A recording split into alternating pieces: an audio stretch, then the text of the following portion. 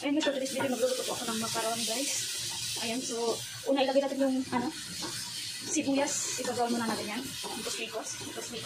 Ano po guys, isama natin yung green pepper. Ayan, then mix.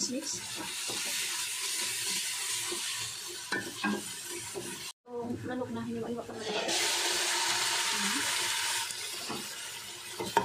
Mix natin guys.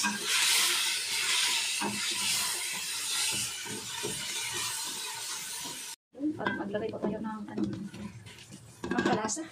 So, ilagay po natin ito. Tomato with garlic. Nag-blender ko. Ayan po. Then, i-mix natin. Mix muna natin. Maglagay po tayo ng asin. Ayan. Maglagay po tayo ng asin. So, tamang-tama lang po. Baka mamaya masubrahan ng asin.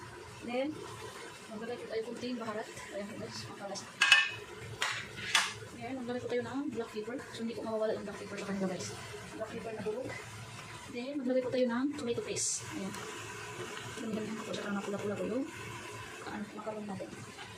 Then, i-mix natin. Tapos, ayan po mga idol. Ilalagay natin ang spaghetti. Ayan. Bututuloy natin. Ayan po.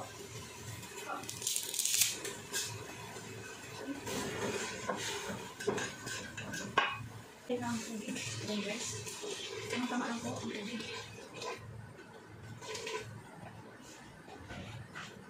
Nalagay na po natin yung spaghetti. Then i-mix natin. So tama na po yung tubig niya guys. No? Ayan, so takpan natin. 15 minutes lang. Dali lang tumaluto. Ayan guys. So 15 minutes then tapos na. Then ready to serve na po. Ayan po guys. So takpan natin.